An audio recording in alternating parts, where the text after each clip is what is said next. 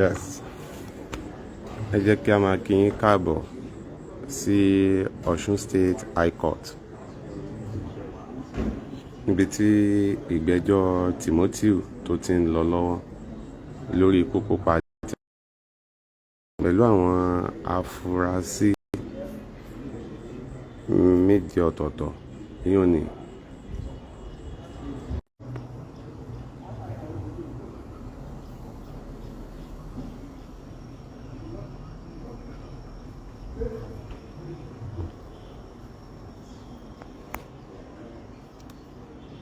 Ọ̀ṣun State High Court ìbẹ̀lẹ̀.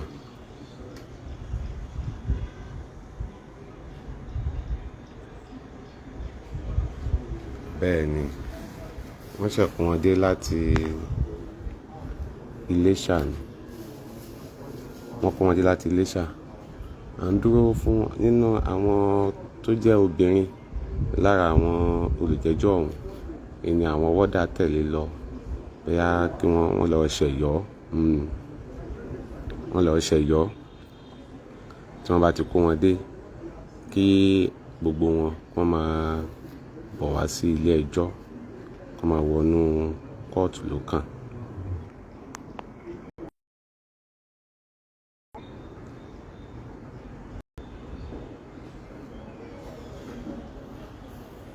Gbogbo àwọn wọ́dà ni wọ́n dúró gògògò láti jẹ́ pé àti àwọn ọlọ́pàá láti kó wọn wọlé.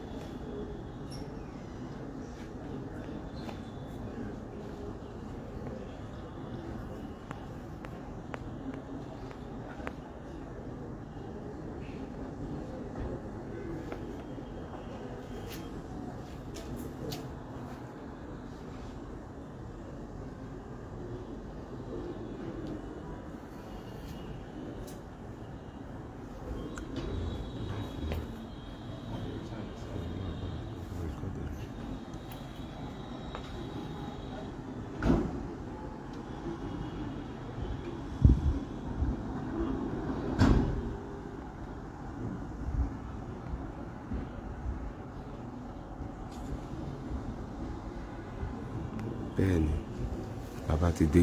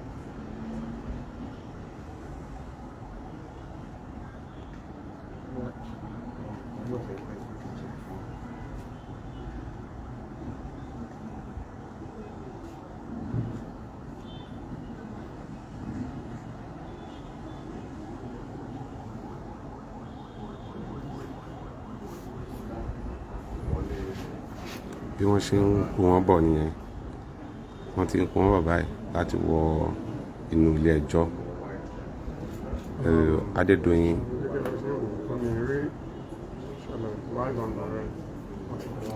Adédoyin náà ló wọ funfun tó dé fìlà sí.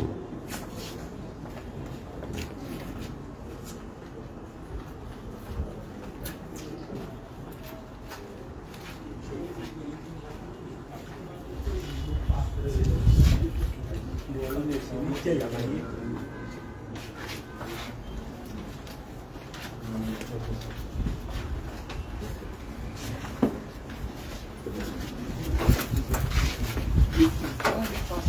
Good